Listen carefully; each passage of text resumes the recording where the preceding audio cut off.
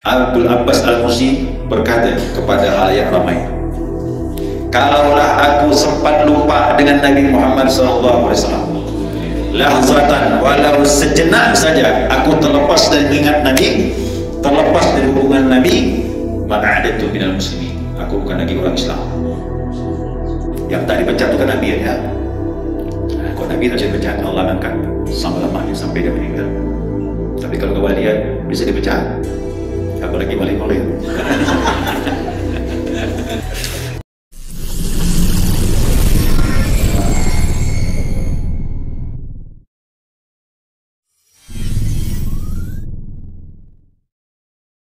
Jangan lupa subscribe, like, and share.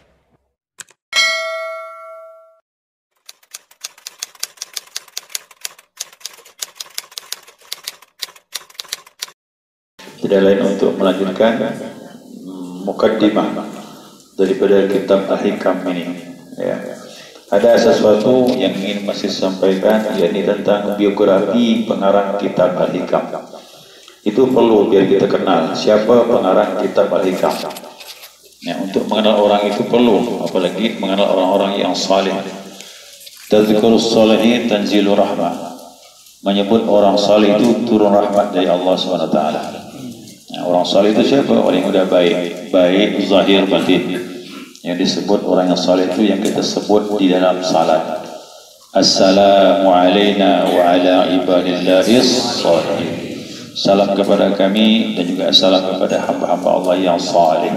Itu didoakan setiap dalam salat. Nah, jadi belum bisa kita mulai masuk materi ini ya, masih mukadimah, dan ini yang terakhir mukadimah ini.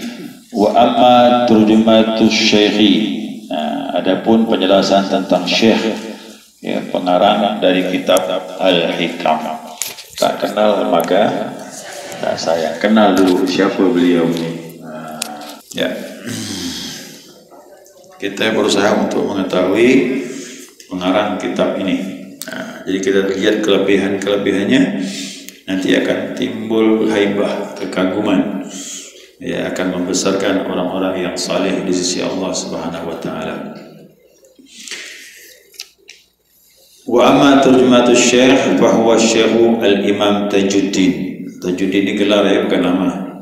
Nah, syekh ini disebut Syekh Imam Tajuddin. Tajuddin itu taj itu mahkota, ad-din agama. Jadi mahkota agama, mulia di gelarnya ini. Turjumanul Arifin ya, penjelasan beliau ini adalah orang yang sangat mengenal Allah Subhanahu wa taala. Namanya, nah ini namanya Abul Fadli. Abul Fadl itu juga gelar, boleh jadi nama itu diambil nama anaknya. Anaknya namanya Fadl, maka disebut Abul Fadl. Bapaknya Fadl. Orang Arab begitu deh. Ya, selalu nisbah kepada bapak daripada anaknya. Ya.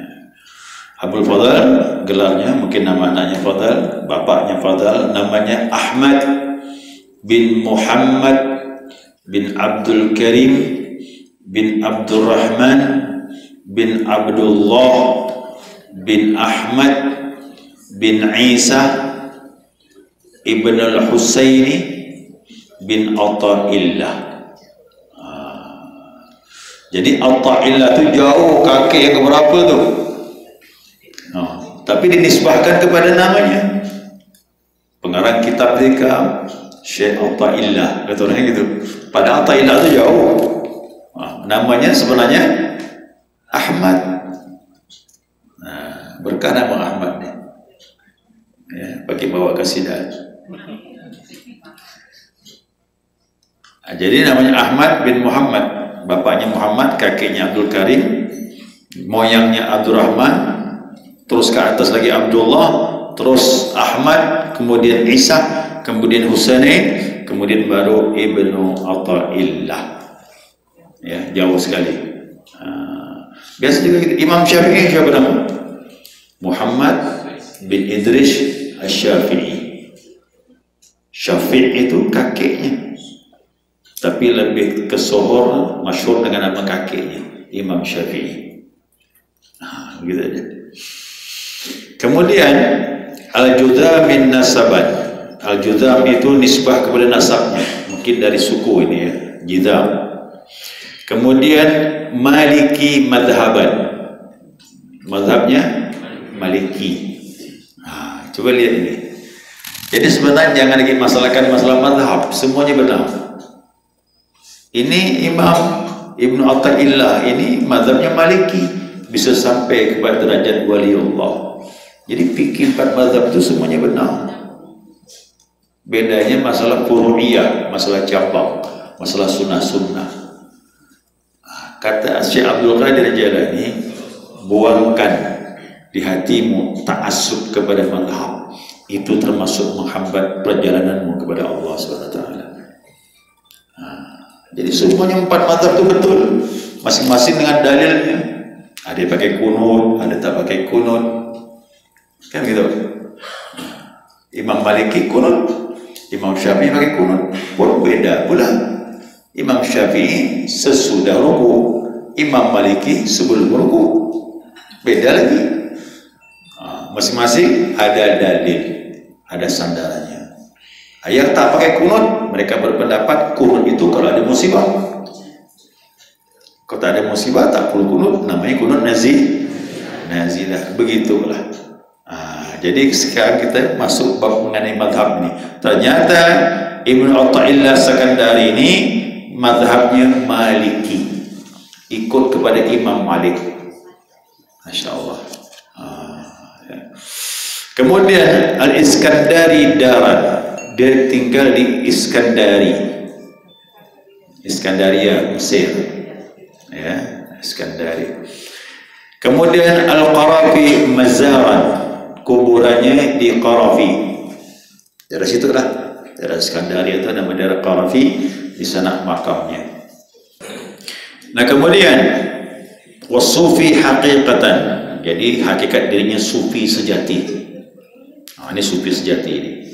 Syariatnya dengan hakikatnya sama-sama kuat. Dia ahli fikih dalam mazhab Maliki. Ya. Kemudian Asyadili tariqatan, tariqatnya Syadiliyah. Kalau kita ini Qadiriyah, Naqsyabandiyah, penggabungan 2 tariqah. Kalau beliau ini tetap satu saja, mengikuti gurunya, tariqat Syadiliyah. Ya. Adakah di Indonesia pengamalnya? Ada, termasuk ketua Jatman itu, Jamiat Tariqatul Mu'tabarah, yang dibentuk di Indonesia, diketuai oleh Habib Lutfi bin Yahya. Beliau tarikatnya juga mengambil tarikat Syadiliyah. Nah kemudian wa ajubatu zamani, beliau ini termasuk dikagumi pada masanya. Wa nuhbatu asrihi wa awanihi, dan dia ini termasuk orang pilihan di masanya. Ya, pada masa dia termasuk orang pilihan, jadi rujukan. Al-mutawaffa fi Jamadil Akhir, dia meninggal pada bulan Jumadil Akhir. Bulan. Kemudian sanata tis'in bi taqdimi ta' wa sab'i mi'atin. Ya, Jumadil Akhir tahunnya tahun 709 Hijriyah. Dari masa Nabi 700 tahun jarak beliau ini dengan Nabi. Nah beliau dengan kita pun juga itu 700 tahun. Jadi masa beliau ini tengah-tengah ya, Hijriyah, antara masa Nabi dengan kita ini, beliau di tengah masanya, 700-an. Imam Ghazali di atas masih 400-an Imam Ghazali. Abdul Qadir Jailani 500-an Hijriyah. Maka Imam Ghazali di atas dia. Abdul Qadir Jailani di atas daripada Syekh Abdullah Sakandari. Makanya dia semasa dengan Ibnu Taimiyah. Ibnu Taimiyah itu di dalam kitabnya menyebutkan guru daripada guruku Syekh Abdul Qadir Jailani. Berarti guru Ibnu Taimiyah murid daripada Abdul Qadir. Dan di situ disebutkan berarti Ibnu Taimiyah pun juga bertabaruk bertariqah dengan tariqah Qadiriyah, cuma tak diekspos. Itu ya masalahnya. Nah, apakah dia pengamal sejati? Wallahu alam. Yang jelas dia kagum dengan Syekh Abdul Qadir Jailani. Ya. Karena mazhab fikihnya sama. Abdul Qadir mazhab fikihnya Hambali. Nah, Hambali itu mazhabnya. Ibnu Taimiyah mazhabnya Hambali juga. Nah, ini kan mazhab tu, mazhab Hambali, Maliki, semua jadi orang besar, jadi wali Allah. Nah, jangan lagi membenci mazhab. Cuman orang yang fanatik kita luruskan saja, masing-masing dengan dalilnya. Ya, semuanya benar. Wa qala Syekh Zarruq, Syekh Zarruq berkata, ini ulama dalam tariqah Syadzaliyah. Dia berkata kitab Ad-Dibajil Madhab. Dia mengatakan kana jami'an li anwa'il ulum. Adanya beliau ini Syekh Atullah Sakandari, beliau menghimpun pada dirinya beberapa ilmu. Berarti dia kealimannya di antara disebutkan min tafsirin, ilmu tafsir dia pakar. Bagi banyak al-sufi ini, kesembarangan min tafsirin wa hadithin, ilmu hadis. Yang ketiga wa fiqh, wa nahwi, nahu, wa usulin, ilmu tauhid. Sifat 20 pakar, tafsir pakar. Cuma dia bukan mazhab, bukan mujtahid, tapi dia alim dalam bidang ilmu ini. Wa ghairi dzalik, dan yang lain-lain. Masya Allah. Maka saya bilang saya tidak meragukan lagi kitab ini, karena orangnya alim dalam ilmu syariat dan sangat piawai dalam ilmu hakikat. Dan yang beginilah disebut pewaris para nabi. Ya, termasuknya pewaris Nabi Muhammad sallallahu alaihi wasallam. Insyaallah. Nah, untuk itu dikatakan lagi wa kana rahimallahu mutakalliman ala tariqin ahli tasawuf wa'izan intafa'a bi khalqun katsir. Dikatakan juga Allah merahmati dia ini, dia biasa bicara dengan jalan tariqah tasawuf. Kok ngomong tu tasawuf, ngomong mana pun nasihat tasawuf, pendekatan kepada Allah. Dan nasihat dia sangat mempengaruhi dan memberi manfaat kepada banyak hamba-hamba Allah SWT. Jadi kitab Al-Hikam ini mendunia, seluruh dunia kenal kitab Al-Hikam ini. Orang sudah meninggal, tapi sampai sekarang orang masih mendapatkan manfaat ilmunya. Berkahnya umur itu luar biasa. Ini kitab bukan kitab fikih, tapi kitab tasawuf yang sangat dikagumi oleh para ulama. Ingat ya, yang kagum ulama, bukan orang awam. Ulama kagum dengan kitab ini, luar biasa pengarangnya ini. Wasalaku tariqahu, dan dia berjalan, ada suluk dia menuju kepada Allah Subhanahu wa taala di bawah bimbingan seorang gurunya. Dan gurunya pun berkata waktu dia dibimbing, siapa gurunya? Namanya Abul Abbas Al-Mursi. Nah, jemaah sekalian, saya sampaikan Abul Abbas Al-Mursi ini murid daripada Abu Hasan Asy-Syadzili, pendiri tarekat Syadziliyah. Abu Hasan Asy-Syadzili murid daripada Abu Salam Al-Mashish. Ini semuanya orang-orang besar, ya, guru-guru besar ini. Abul Abbas Al-Mursi berkata kepada halayak ramai, kalaulah aku sempat lupa dengan Nabi Muhammad SAW, lahzatan, walau sejenak saja aku terlepas dari mengingat Nabi, terlepas dari hubungan Nabi, ma'adatu minal muslimin, aku bukan lagi orang Islam. Dia bilang begitu. Nah, di sini berarti ada satu kelebihan para wali ini, hati rohaninya tidak pernah lupa dengan Allah dan tidak akan pernah berpisah dengan Nabi Muhammad SAW. Rohaninya. Nah, itu Abul Abbas Al-Mursi. Abul Abbas Al-Mursi ini mendidiklah Syekh Atullah Sakandari, pengarang kitab Al-Hikam ini. Waqad syahida lahu syaikhuhu Abul Abbas Al-Mursi bitaqdim. Ya. Abul Abbas Al-Mursi menyaksikan muridnya ini. Dia mengucapkan mendahului sebelum murid itu beramal. Ini disebutkan dalam kitab Lataiful Minan. Qala li Syekh kata Atullah Sekandari, guruku berkata, ilzam, ya, senantiasalah kau menekuni jalan ini. Wallahi, demi Allah, dia bilang, la in lazimat, kalau kau tekun betul-betul, la takunanna muftiyan fil madhhabain, kau akan berfatwa dalam dua madhab. Dua madhab. Apa itu? Madhab yang pertama, yuridu madhabu ahli syariah, yaitu berfatwa dalam urusan syariat, fikihnya hebat dalam masalah hukum, atau disebut dengan ahli ilmi zahir, ilmu zahir, bisa berfatwa. Yang kedua, wa madhabu ahli haqiqati, ahli ilmi batin, dan kau akan berfatwa dalam ilmu hakikat, yaitu ilmu batin. Nah, jadi fikih itu ibaratkan jasad, tasawuf ibaratkan batin. Syariat itu tubuh, hakikat itu batin, seperti itu. Apa makna batin? Hatinya bersih dengan Allah, tak terpisah. Ya, itu tasawuf sufi.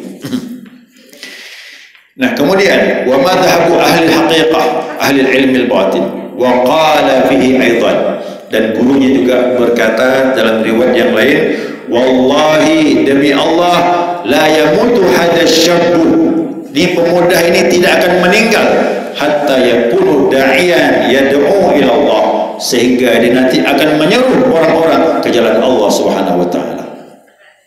Sampai begitu gurunya ngomong. Masih muda tuh.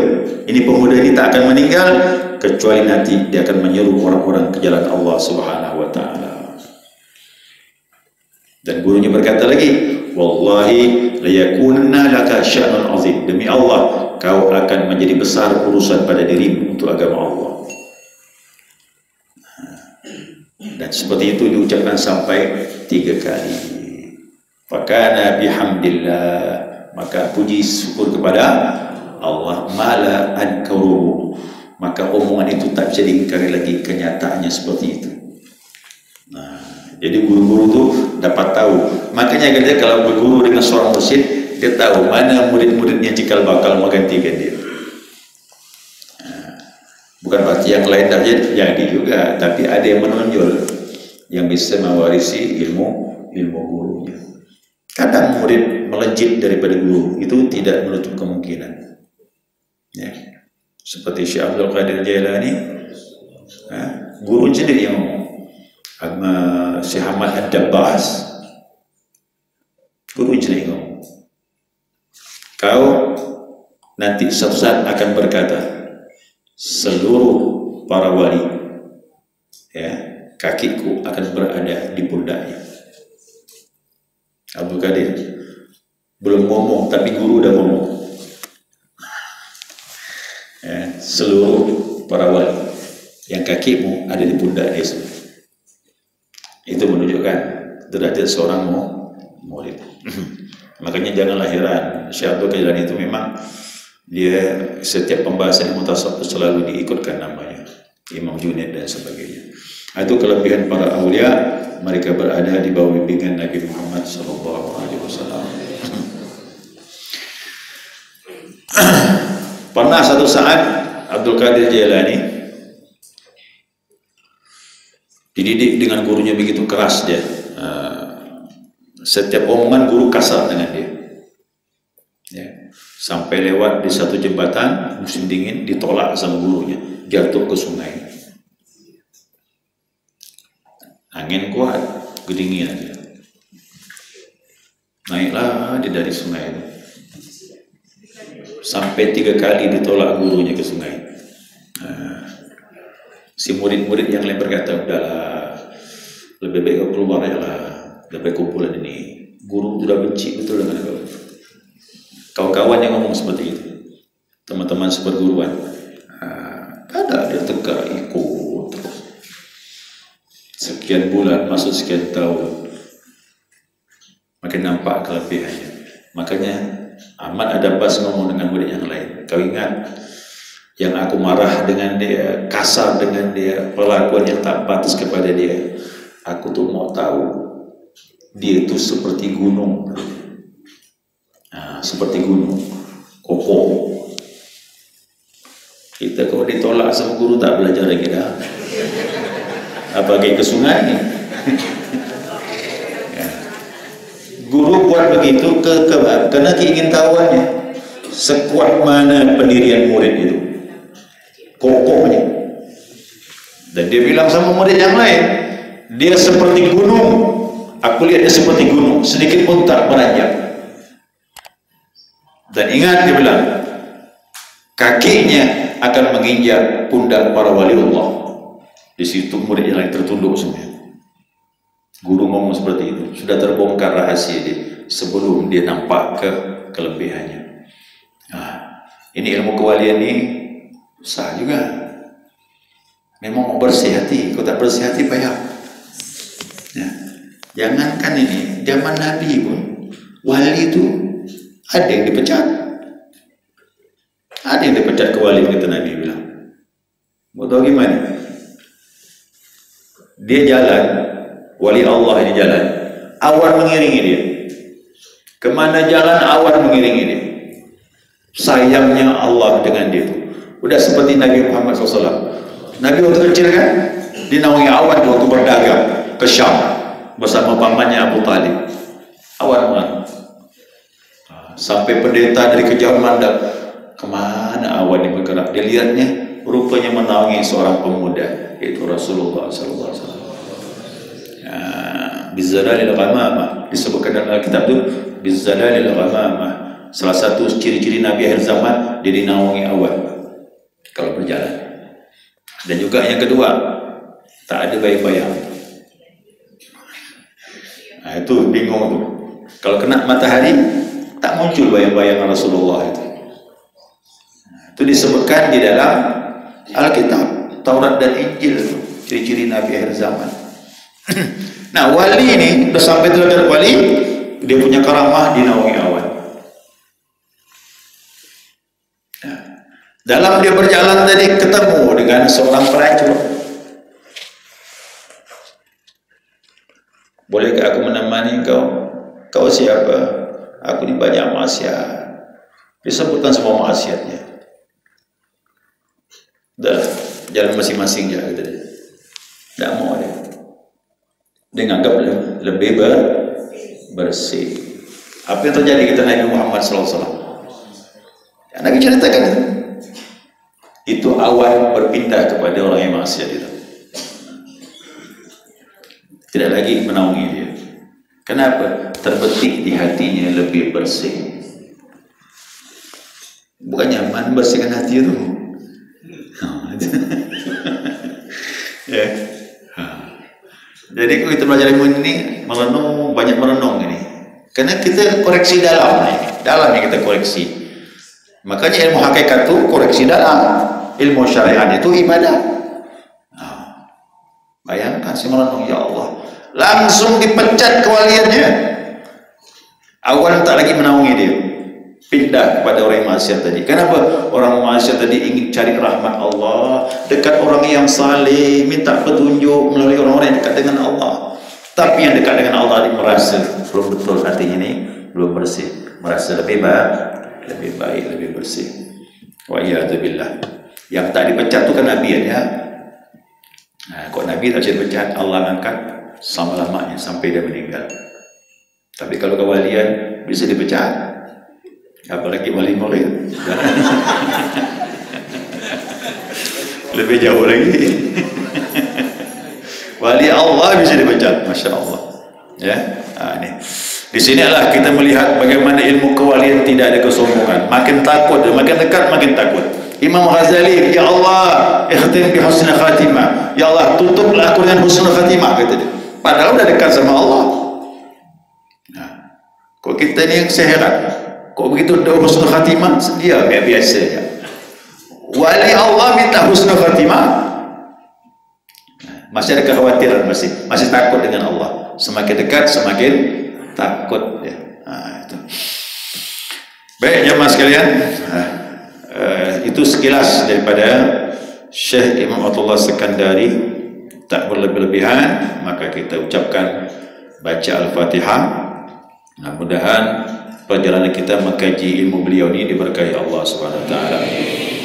Kita tujukan Al-Fatihah ila ruhi Syekh Ahmad bin Muhammad bin Abdul Karim bin Abdul Rahman bin Abdullah bin Ahmad bin Isa ibn al-Husain bin Atta'ila Sakandari bi anna Allah taghashu bi rahmati wa maghfirah wa yanfa'una bi ulumihi wa anwarihi wa asrarihi fid darain bi sirril asraril Fatihah.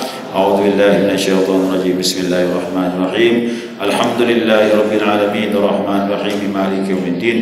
إياك نعبد وإياك نستعين الصراط المستقيم صراط الذين أنعمت عليهم غير المغضوب عليهم ولا الضالين آمين. Ya. Nah kemudian karangan beliau banyak nih katanya, ya. Walahu min at-ta'lifi khamsatun. Ada 5 yang terkenal nih, ada yang lain lagi. Yang terkenal apa? Kitab At-Tanwir fi Isqatit Tadbir tentang masalah cahaya. Yang kedua Lataiful Minan, kelembutan anugerah Allah. Fi manaqib Syekh Abil Abbas wa Syekh Abil Hasan, tentang gurunya Abu Abbas Al-Mursi dengan Abu Hasan Asy-Syadzili. Yang ketiga Tajul Arus, terkenal kitab, saya ada terjemahan itu. Saya baru beli terjemahan Tajul Arus, kitab aslinya belum ketemu. Ada terjemahannya. Bagus juga kayak Al-Hikam. Kemudian dia mengarang juga kitab Miftahul Falah fi Dzikri wa Kaifiyatus Suluk, tentang zikir dan tentang suluk, ya. Dan juga ada kitab-kitab yang lain masih banyak. Nah, jadi yang jelas beliau ini orang yang sangat alim, 2 ilmu, ilmu zahir dan ilmu batin, ilmu syariat atau ilmu hakikat. Mudah-mudahan Allah berkahi kita dengan keberkahan beliau yang begitu banyak diberikan Allah Subhanahu wa taala. Nah, nanti setelah ini kita kaji, nanti kita buka dengan Al-Fatihah khusus kepada beliau dan minta dibukakan keberkahan dari Allah Subhanahu wa taala insyaallah. Ya, segera cukup. Nanti insyaallah ya pekan depan kita mulai masuk pelajaran yang pertama. Ya, min alamatil i'timad 'alal amal nuqsan raja' inda wujudiz zalal. Apa tu makna kita bahas nanti.